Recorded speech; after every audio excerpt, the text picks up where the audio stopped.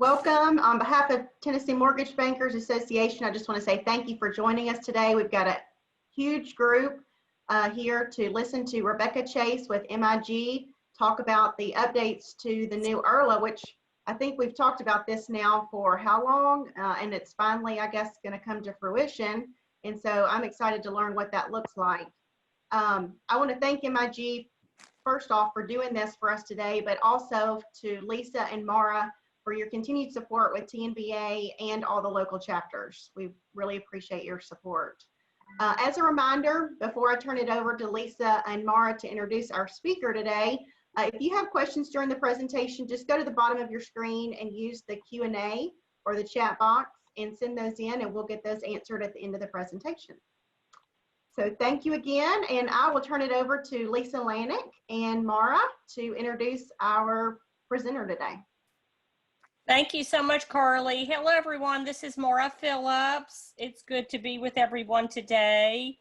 I wanted to introduce our speaker to you. Rebecca Chase is one of our regional trainers. She has been with MGIC since 1998 and hosts many of the MGIC national webinars. So if you have taken advantage of any of those great free webinars online, Rebecca has probably been your trainer for that. She graduated from Marquette University and is from the North, but we love her in the Southeast. She's great. One of our faves. And she has worked in a lot of aspects of mortgage lending like most of us have. A loan officer at one point, and was initially an underwriter with us and transitioned into the full-time training role about 15 years ago, I think. So I will turn it over to Rebecca to talk to you about some of the changes, the nuances, and from my opinion, actually some improvements on the new URLA. Okay, I'll turn it over to Rebecca then. All right, perfect. So let me just make sure that everybody is seeing my screen. Simon, Maura, everything look okay from your end? Looks great. All right, I'm gonna go shut my video off just so that I don't get distracted by anything. I don't know about you, but watching myself is almost worse than listening to myself when I've been recorded. But it's finally almost time. As Carly said, we've been talking about a new loan application for years. And they spent a good bit of time trying to get everybody's input to build the best process and best tool that they could. We also have had some delays because of pandemics and just systemic issues. But curious, and again, I'll give everybody an option as to how you want to respond. You have the ability to annotate. If you hover over your toolbar, you can go ahead and point to wherever you believe you guys are in the process. And we're finding that customers are still at all different varying stages. So if you're just getting started and still are hoping that for some reason they will decide never to do this, let us know. But I'd love to have an idea of where folks are in the process.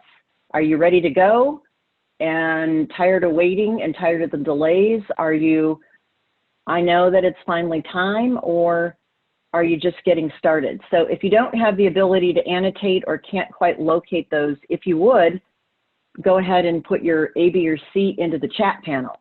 And that will give us an opportunity to kind of get a sense of where everybody is in the audience. Thanks, Eric, and good morning, everybody. All right. Hunter, Nathan, Larry, welcome. Welcome, everybody, and thanks for your participation. What we're going to do is we are going to take a look at where we are and give some consideration to how that's going to help all of us. And Maura, I agree with you in that I think that there has been some definite improvements to the loan application document, which I think will really help the borrower experience, and selfishly, all of our experiences as the mortgage professionals. So Lisa and Maura's contact information, if you're not familiar with how to get a hold of them, jot that down and or just navigate to mgic.com. As always, with any of our sessions, while we would love to be the source of all, we have to certainly realize that we're not driving the boat as far as the release of the loan application. So we're bringing you the information as we know it.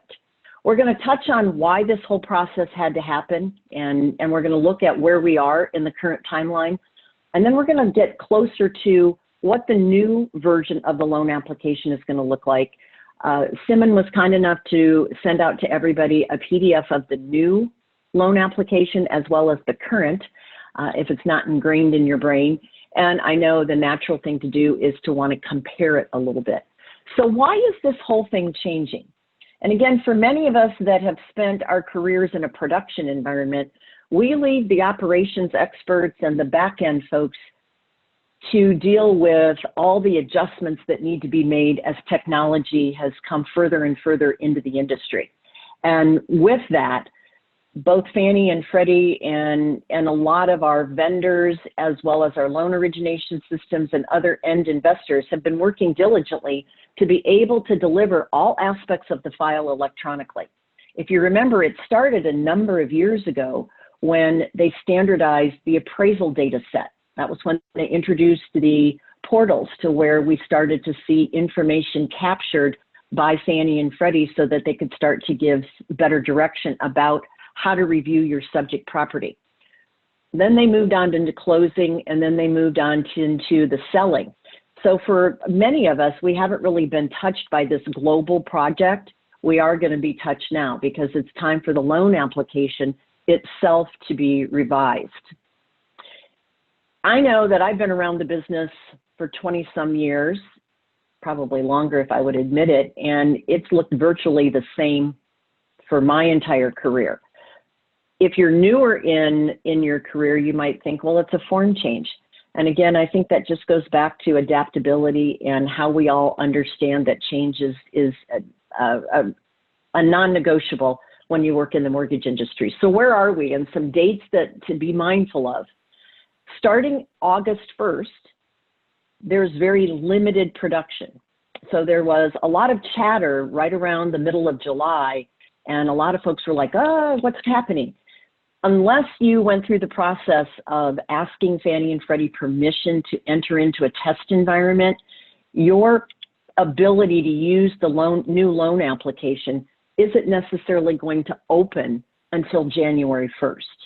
So I know a lot of folks are like, hey, that's fine with me. We're super, super busy. I don't necessarily need to be on the front end of everything. So there are a few folks that are utilizing the new loan application, and along with that, that of course impacts the information being uploaded to the automated underwriting systems. So you have to start thinking about when we change the loan application, that impacts your credit reporting, that impacts Desktop Underwriter, Loan Product Advisor, and it just starts rolling. So you can see why this has been such a large project. Open production, everybody is going to start with January 1st, and it must be used and is going to be your only option come March. And then at the end of, towards the, March of 2022, for somebody that's thinking, well, when do I absolutely need to take all those loan applications that I've started and I might want to resurrect? When do I absolutely have to change those over? March 1st of 2022 is when they're actually going to stop accepting that.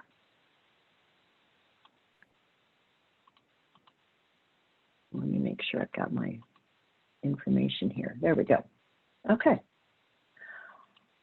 So again, curious, and if it's easier to use the chat or if you want to just, type right on the screen, whatever your preference is, what is your rollout going to look like? And the things to consider, because even though Fannie and Freddie have generated this timeline, there's going to be a lot of variability amongst each of us as individual lenders. The things that are going to impact the rollout are going to be based on what's your loan origination system and what's their level of preparedness. When are investors that you're working with going to be ready or going to be asking for you to utilize the new versions? And then all of that still many times is based on what's happening internally.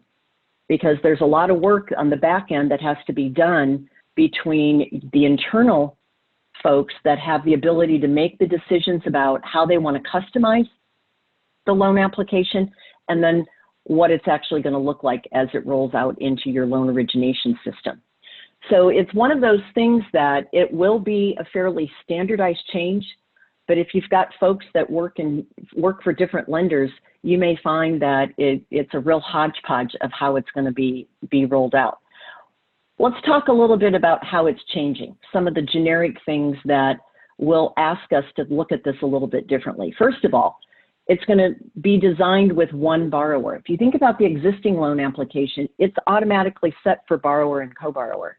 It doesn't necessarily require us to have that, but it somewhat assumes that. That is not the case with the new loan application. There are also a number of pieces of it that are going to be optional. You'll only use them if they apply. That's why nobody can really answer the question, how many pages is the loan application going to be now? Well, it depends. Depends on what circumstances and what optional pieces you need to work with.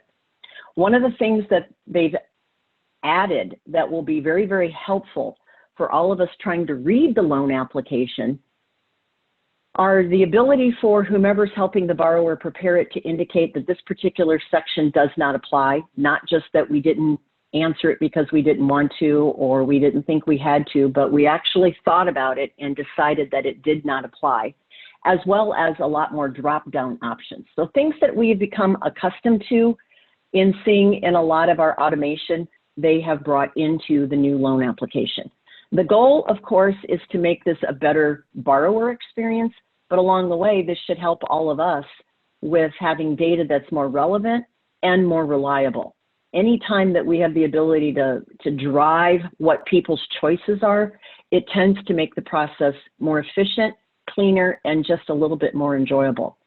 So before we get into what it looks like going forward, if you haven't seen it, I'm just curious about if you had control of what you would redesign on the loan application. Maura, you mentioned that you think some of these things are for the best. What are some of the things that if you could change the loan application, you would? What are some of those things that either drive you nuts or you've always thought, I don't know why we asked for that? Anybody?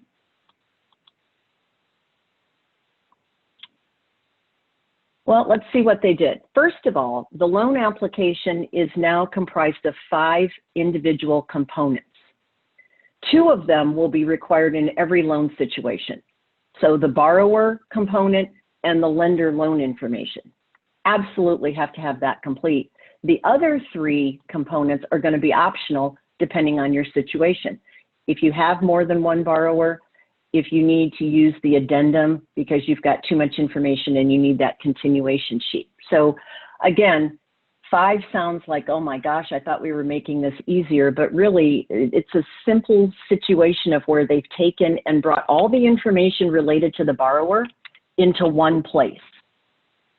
And then everything that we need to know as mortgage professionals, what type of loan, et cetera, that's all geared into a section where we will do the completion. If you think about the current loan application now, it mixes information that only the lender would know in with what we are needing from the borrower, and that many times has been one of the reasons that we don't get complete loan applications. The borrower section is made up of 9 subsections. So just like we have the current loan application that we have it broken down by sections using Roman numerals, this is very similar, asking all the same things just laid out a little bit differently. As we look at the sections today, we're not going to touch on the demographics. That's that HMDA addendum that we've all been using since the beginning of 2018. And we're also not going to touch on the loan origination section, which is where you fill in your name and all that other good stuff. So let's walk through the borrowers section.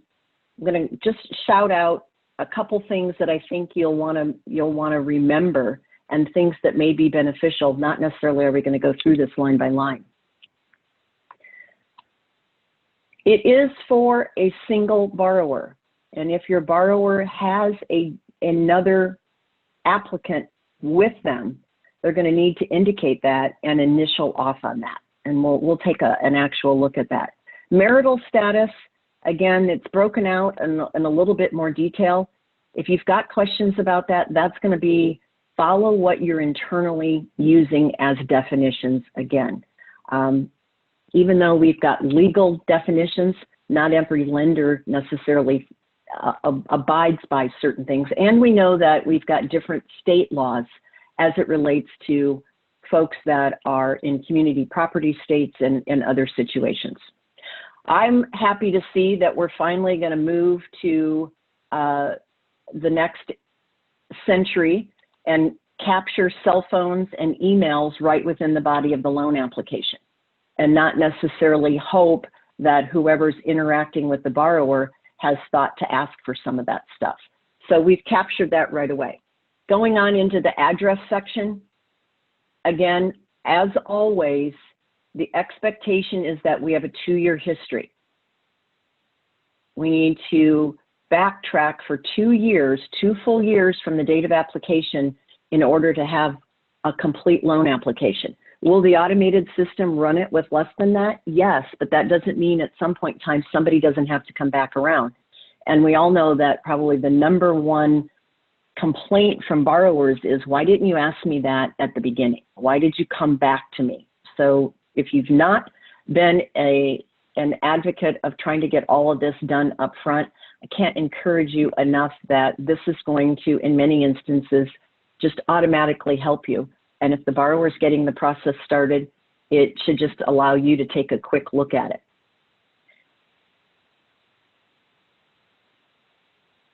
If it doesn't apply, then you're going to see, like you see in the pink box, where the borrowers can just simply check, or whomever's helping them complete that, this does not apply.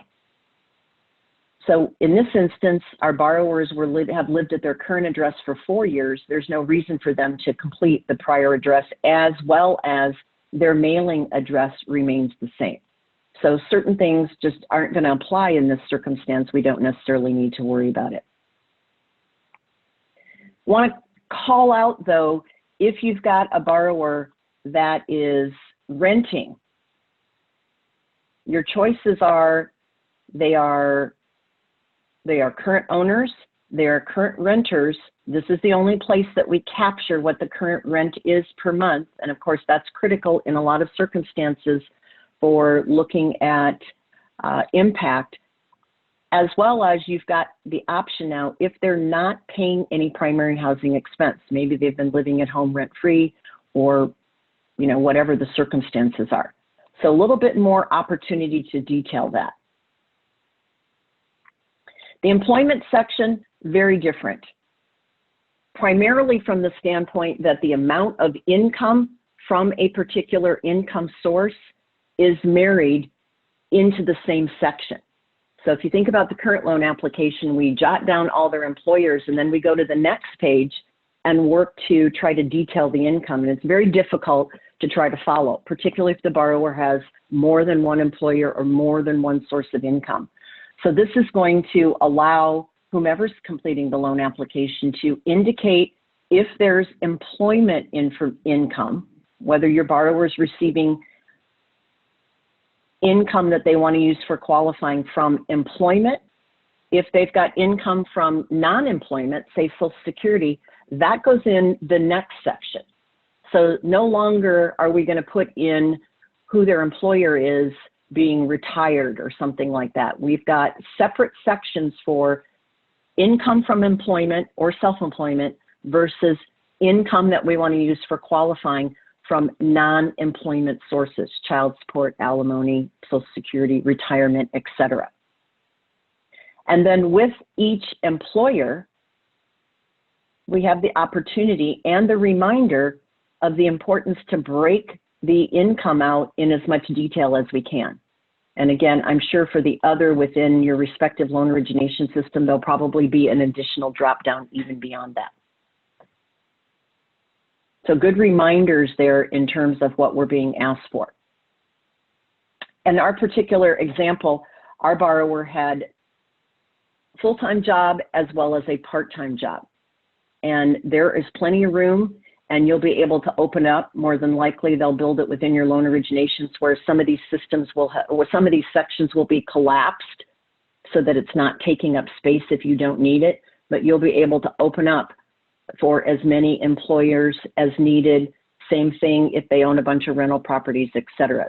A lot of the handicaps or limitations of the old loan application have been addressed and much more in tune with how this information flows out of the loan origination system on into various underwriting software, et cetera. Now, when the borrower's completing employer by employer, there's some additional prompts that have been built into the loan application so that folks that are interfacing with the borrower don't have to remember to ask this. First of all, it's asking and expecting an answer to the question of, if they are employed by a family member or someone related to the transaction, i.e. a non-arm's length situation, tell us that so that early on we can address that with any concerns we might have with program guidelines, interested party contributions, gifts, all that other good stuff. How are we going to handle a self-employed borrower? If your borrower has ownership in a business, or owns enough of the business to be considered self-employed, first of all, they're going to check the box to say, yep, I have ownership in a business. Then they're going to complete the option of what percentage of ownership they have. And the amount of income from self-employment that we're using is only indicated in this section. You'll notice that when you have a borrower that has self-employment, we will no longer enter that in the base category. So a couple of adjustments, but I think really in reality, it's pretty intuitive. Now, when we have borrowers that have income from other sources, and again, as you see, if that doesn't apply to your borrower, then you would check the does not apply. We've also given lots of hints and drop downs as to what types of income sources that might be. There can be other beyond what's listed, and then you would just make the appropriate selection. But this is a pretty good list of all the different types of income that potentially might be used. Of course, any of these types of income, it's up to the borrower to determine if they want to use it in qualifying. And that's what that note is reminding, that just because you identify that the borrower is receiving alimony or child support, they don't necessarily have to use that as income. And then to make it a little bit more consistent, you're going to select the type of income from a drop-down. We're not leaving anything to chance as far as somebody free-forming in there. Any questions, any comments from there? I'm not seeing anything. Okay, now we're into the financial information, capturing the borrower's assets, liabilities, with the credit report, again, auto-populating. Let's first talk about assets.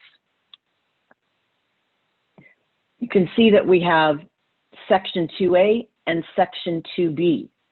Section 2A is for the more traditional types of accounts, bank accounts, retirement accounts. You can see the list, and the borrowers are going to list, or we're going to list from the drop-down what the estimated value is, and depending upon whether you're required to provide a complete account number or whether you can just use the last 4 digits. Again, some of that is going to fall back to what your internal guidelines are. 2B are all the other types of assets and credits that you might have that are going to impact pulling together the funds for down payment and closing. So if you're selling a piece of real estate, let's capture that. If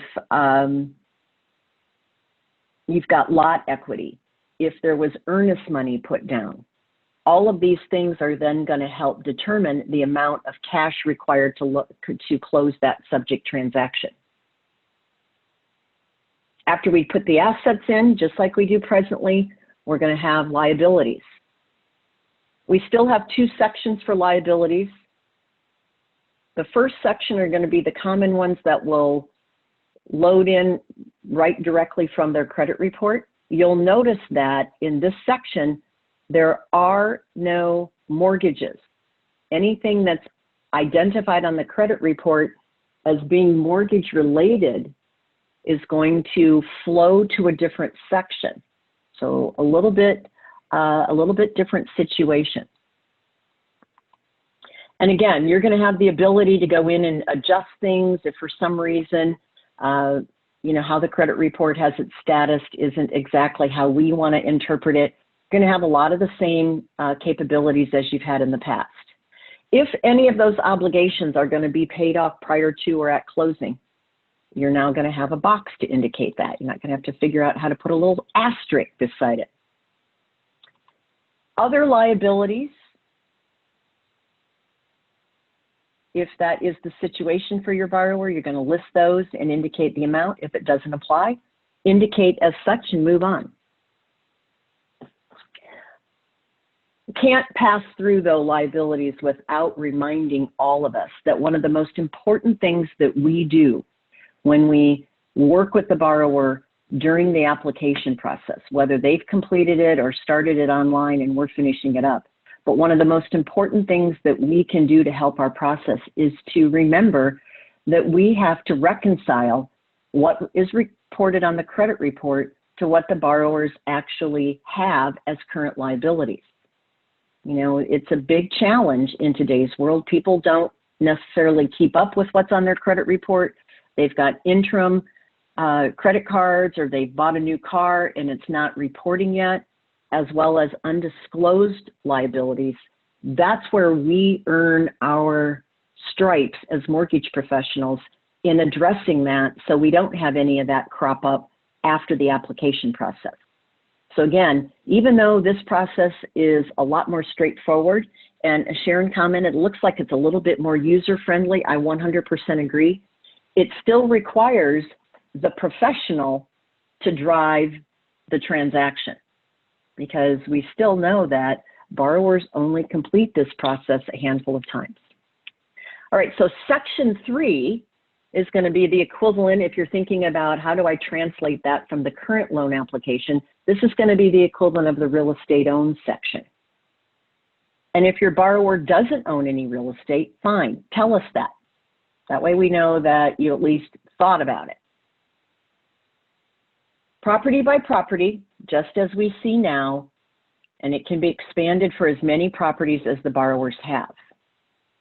You'll note, since we're in a little bit of a refi situation, if your subject property is a refinance, they ask that you list that property first. I have no idea what happens if that doesn't happen. I don't imagine that it's the end of the world. But what you will notice is what we're gathering property by property, it looks a little bit different. Property value makes sense. What's the status? What's the occupancy? Now, let's talk about this.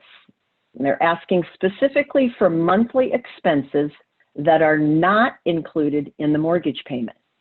So if a borrower has a piece of property that they have ownership in and it has a mortgage, but the mortgage payment is not being escrowed with taxes and insurance, then only the portion that's not included in the monthly mortgage payment goes in this box.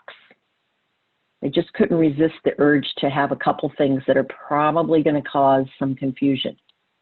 So just want to distinguish between monthly insurances, not in taxes, insurances, association dues, et cetera, not included in the mortgage payment, versus if the monthly mortgage payment is fully escrowed, then don't list them twice. Okay. If the property's owned free and clear, again, you have the option to indicate that. This information will likely be feeding over, of course, from your credit report in most instances. And you still have the ability to indicate if you know what type of loan it is. If it's secondary financing, maybe a home equity line of credit that's already in place, then you're going to be asked to include what the limit is. Again, as much as can be mapped directly from the credit report into the loan application, I'm sure will be. But again, one of the things that we're still responsible for is going to be trying to make sure that we get that as accurate as we can. Now, one of the other areas that is unique, and you'll find that throughout the loan application, anywhere that's gray shaded, which is not as apparent on the slide as it is on the actual loan application, wherever it's gray shaded, that's going to be for the lender to calculate only. So if your subject property is an investment property, let's say they're refinancing an existing investment property, the borrower could give us what they're receiving for rent. The lender then would calculate the net cash flow using the same process as you're doing now. Okay. And again, if any of the financing is going to be paid off, say in a refinance situation, for example, you mark that, and then that's going to help the system build the required cash to close.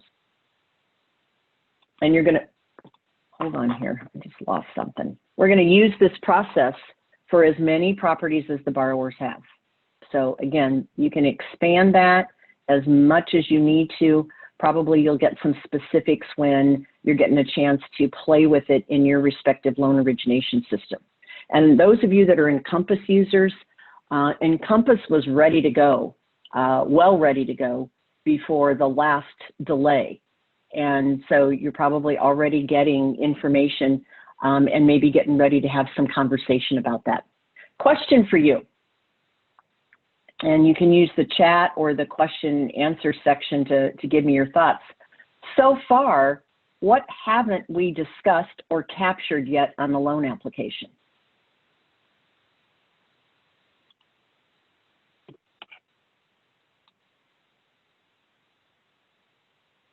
Okay. What haven't we actually discussed yet? Well, we haven't discussed yet, for all the information we've gathered from the borrower, we've not yet indicated on the loan application the loan amount or the loan purpose.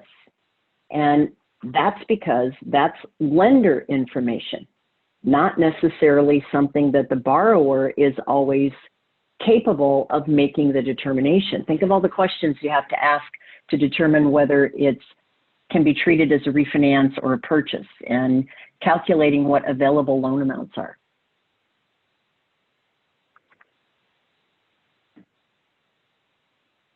So the next section allows the borrower to come in and give information based on what they know. So this is where we see the loan amount requested, the purpose of the transaction, the subject property address, so on and so forth. If you're doing FHA loans, if it meets the definition of a secondary residence, there's now a place to indicate that. And 2 additional questions. If your property is a manufactured home, yes or no, nice and easy. If your borrowers will occupy the property, and only if they're going to occupy the property, will they need to answer the question about whether this meets the definition of a mixed use property. Okay. And that's one additional question that may generate a little bit more need for you to get involved. This section relates strictly to our subject property. So we talked about what the loan amount was going to be that they're requesting from us, which would be in first lien position.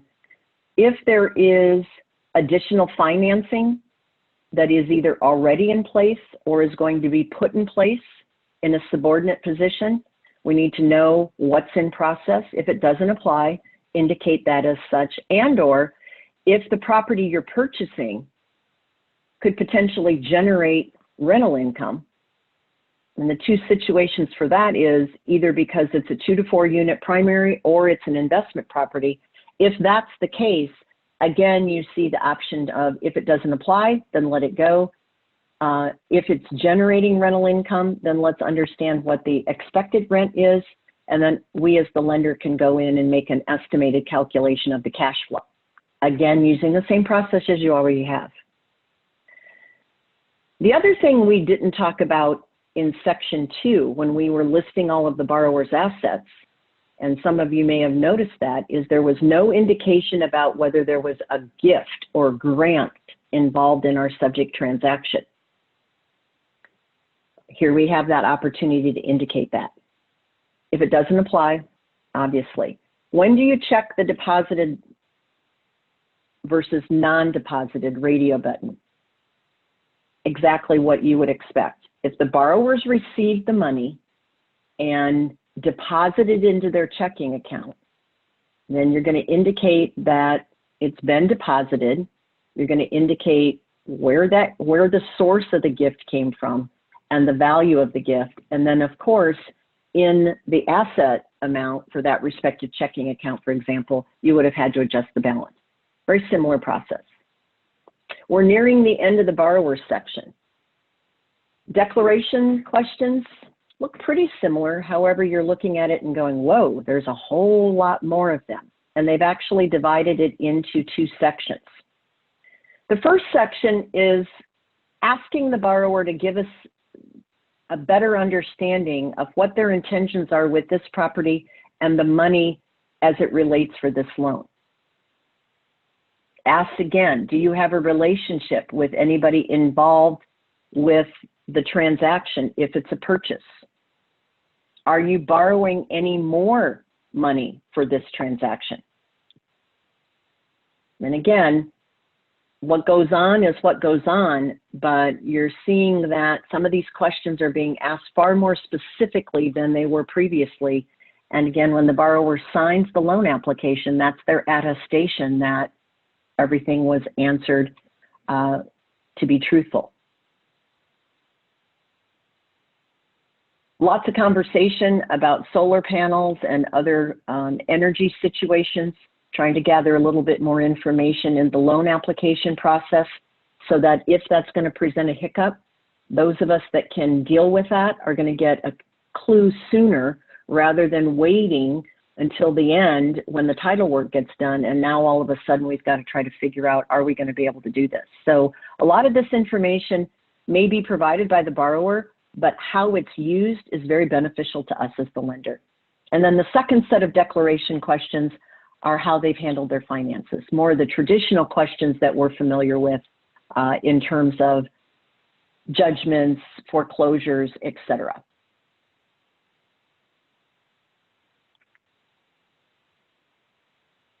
The acknowledgement section, expanded, says a lot of the same things. There's been an expansion here in number 6 of how information may be shared. That was one of the things that took them back to the drawing board for that to get a little bit better clarified. So if you're trying to think about what are some of the changes, most everything was fairly minor. An additional section that we didn't see previously was a question about whether your borrower or their deceased spouse had any military service. Question for you, does the borrower complete section 7 about military service only when they're applying for a VA loan, or would they complete it in every situation?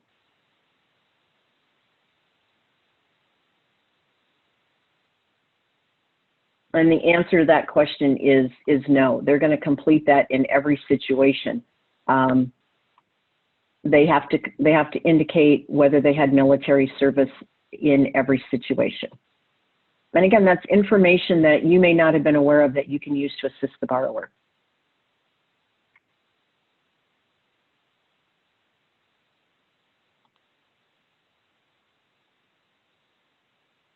Okay.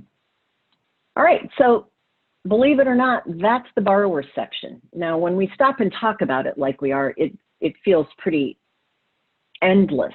But if you start to think about it, it's been laid out, and the look and feel of the loan application falls in line very much so by design with the LE and the CD.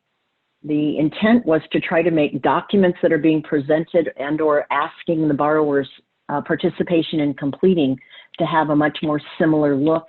And I think with the addition of the radio buttons and the check boxes and the drop downs, it just makes the whole thing just much more appealing and similar to what so many of us are used to as we're providing information in other avenues. Let's take a look at the second required component, and this is the lender loan component. It has 4 sections. So the borrower section has 9 sections. The lender's component has 4. And pretty straightforward stuff. First of all, a little bit more information about the property and the loan type. If it's in a community property state, indicate that. I'm going to imagine you all are well familiar with the different markets that you work in, what states are in that situation. What's the type of transaction? If it's a refinance, what type of refinance is it? Again, that question about energy improvement, and if it's in a project.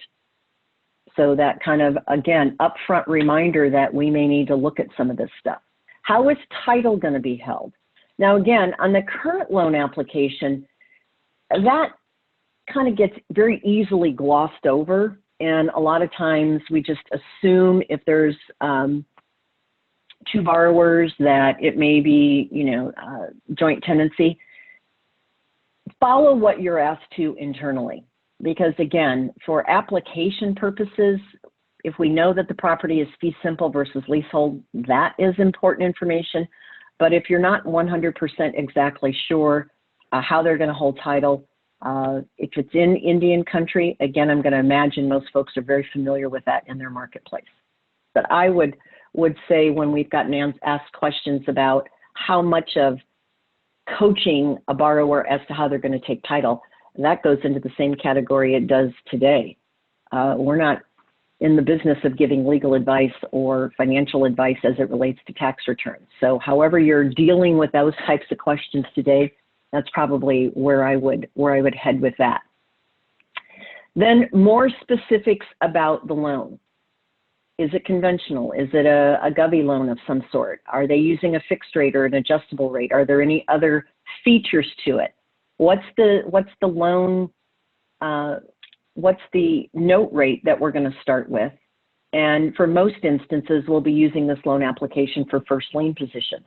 Those of you that work in financial institutions, this may be the same loan application if they're applying for a second mortgage or a home equity line of credit.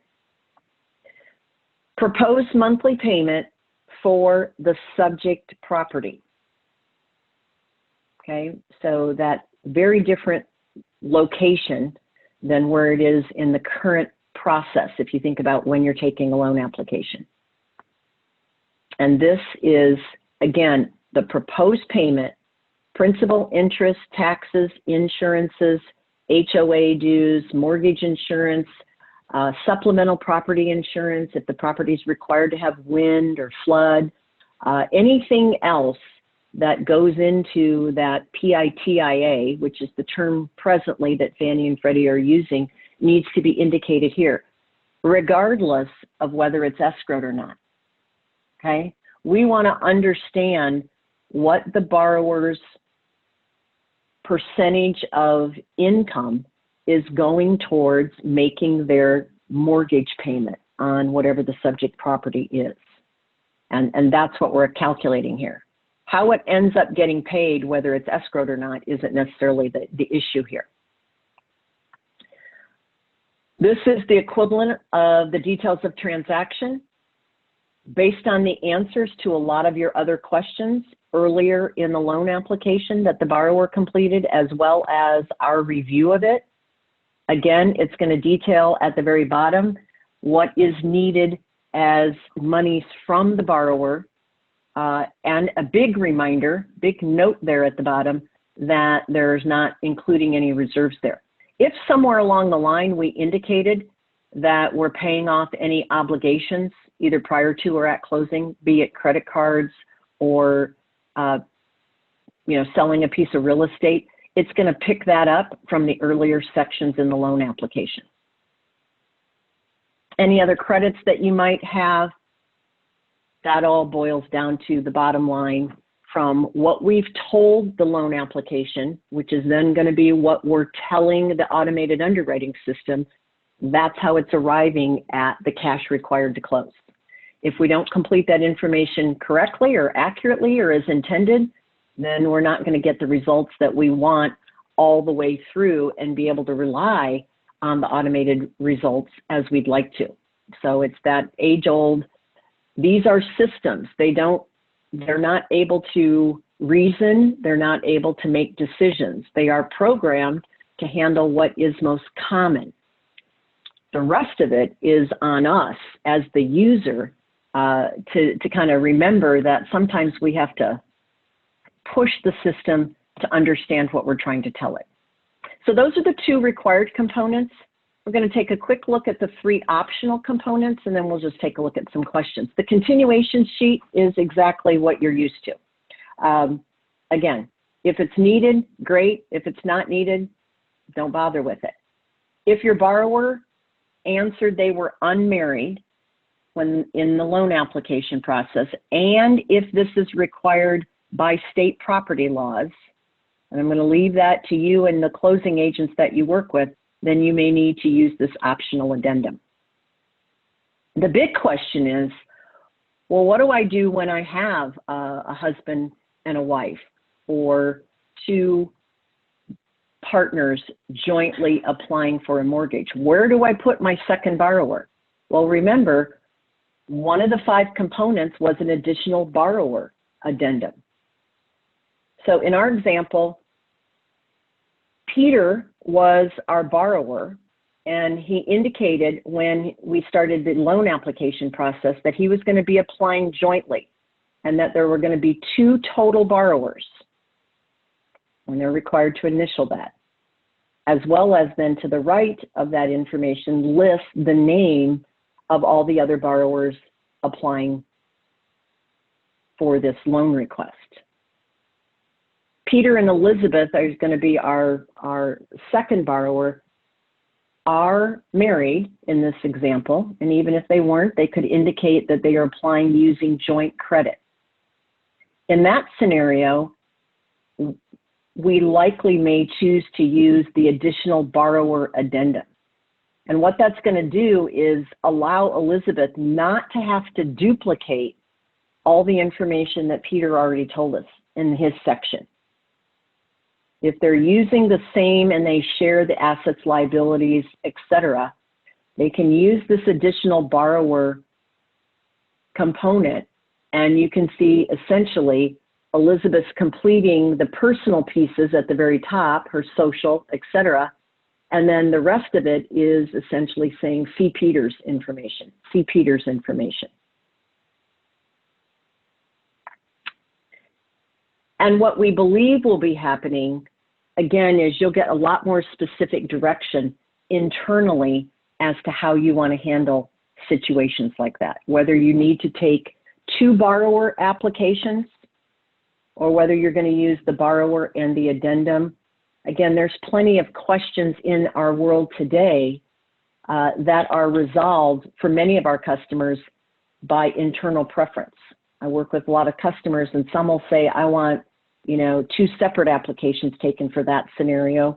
And other customers will say, no, you can put both of those unrelated borrowers on the same loan application. So default back to whatever your internal preference is. And I'm sure as you get ready to implement using this, you'll get some good solid direction on that. I've mentioned the automated underwriting systems, and of course there's been a ton of programming that's had to be done in order for the new loan application information to find its way to all the right places so that Desktop Underwriter and Loan Product Advisor could render some good decisions. Will there be new findings and feedback? What do you think? Yay, nay, there already is? Anybody?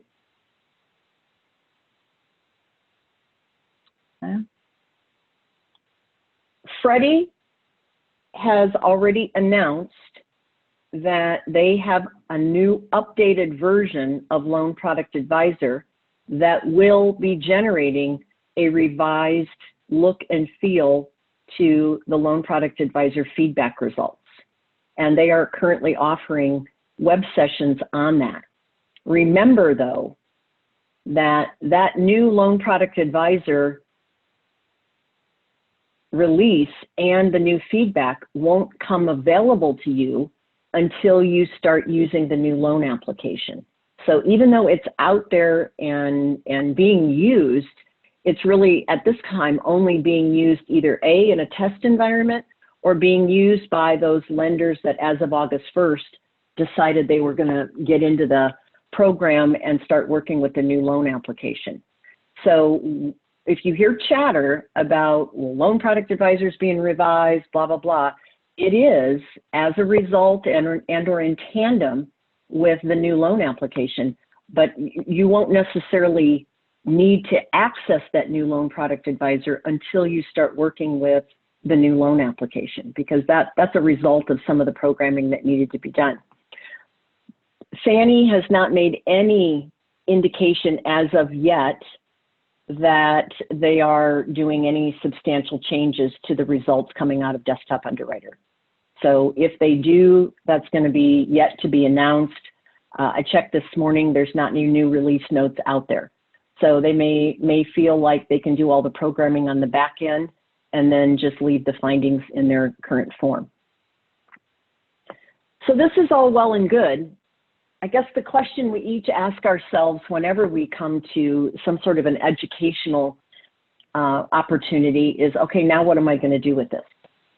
How is this going to help me, and what am I going to do with this? Depending upon, I think, how you answered that first question, whether you're ready to go or whether you're just starting to go, okay, I think they've messed with this enough and I think it's probably going to happen. And, you know, there are folks that I talk to that still think they might delay it again just because of all the volume and the continued impact from COVID. Who knows? They could announce that they're going to delay that timeline we looked at today tomorrow, but we don't know that. We really believe that there's a greater likelihood it's actually going to happen and become mandatory March of 2021. But depending on what you answered early about where you are, that may dictate what your next steps are. If this is new to you, might not be a bad idea to, you know, ask managers, ask ops managers, ask senior management, what are we doing? Where are we in the process? Where do we think we're going to fall? You know, are we going to start right at the beginning of the year, or are we going to tend to wait until we get closer to the mandatory date? Become an expert. You know, one of the things that sets a lot of originators apart, and sometimes it's folks that have gone into the origination world from having been on the ops side as processors, loan officer assistants, et cetera, because they have a lot more familiarity with the details of the different forms and how all the information interacts with each other. Sometimes that becomes a real benefit to their ability to work their way through a loan application and not necessarily have some of the stumbling blocks that it may feel like others do. This is your opportunity to really get to know why it's important that these fields be completed and how they can impact your getting your borrower to approval. You know, probably the number one wish for most anybody in the mortgage industry is that we start with as complete of a loan application as we can. It sets the stage for a smooth process, or it sets the stage for a lot of back and forth. And we know that that can be a real agitator, not only internally amongst our teammates, but also a real agitator with customers. You know, become the rock star. There is no doubt about it. If you were to go poll processing groups, underwriting groups, there isn't necessarily the list, but there is a sense of who puts packages together more completely. And again, we want to approve a loan. We always want to approve a loan. We want to approve it with the least amount of angst. So we really appreciate the opportunity. Carly and Maura and Lisa, thank you for thinking to include me. We've got a couple minutes for questions, and I noticed that you guys were celebrating your 60-year anniversary. I think that is a fabulous, fabulous testimony to the importance of these organizations, and certainly encourage other mortgage professionals that didn't join today to take an active role in mortgage bankers and other groups, because it really does give us a voice. And I know they're hearing a lot from all of us as it relates to the introduction of the half% fee. So I know there's been a lot of conversation about that out there as well. So is there anything else? I'm going to take one last look at the chat, and any other questions that I didn't see Yeah, and or Rebecca. anything else. Yeah. Rebecca, we did have a question come in before, I guess during registration. It basically, the question was, how do you feel that this new URLA will positively and negatively affect the mortgage industry? Well, I think the positive side, and I was no different than everybody else when I first started looking at it. I'm like, oh, this is a lot. But I really have come to believe that given that many of our consumers want to start the process online, just because that's how we are these days, and if you work in an environment, as many of you have, where maybe you've taken and the current loan application and have kind of a skinny down version somewhere that you start folks inquiring online, I think the layout and the fact that we've separated what the borrower knows and put it in more consumer-friendly terms, and left the lender information to the lender, I think that is going to help speed the process up, and I think it's going to be far more appealing. So those are the big positives I see. I think the downside is that as much as people test these things, it's technology, and that there'll be some snafus, and it will feel like it's really impeding the process. So it's like anything that we have to become familiar with. 3 months after you start using it, you're going to look back and go, oh, well, that's so easy. It's just that reluctance in our whole approach to something different. So I do think that in the end, it's going to bring a lot more benefit than it is negative. But I don't know anybody that thinks they have the perfect loan origination system or the perfect documentation system or there just isn't the perfect system that I've run across from visiting with everybody. So, that's just part of our human condition. But I think the addressing what is relevant to the borrower and putting it in common terms that most consumers are going to understand is going to go a long way to having more complete loan applications from the get-go. Well, thank you, Rebecca. Your presentation was incredible. So just as a reminder, we will be sending out the forms to everybody after the webinar, and we really appreciate MGIC for bringing this to us today, and we appreciate your support for TNBA and for all the local chapters. And I hope that everybody has a great day, and appreciate you joining us for this presentation. Thanks, everyone. Thanks so much. Thank you. Great job.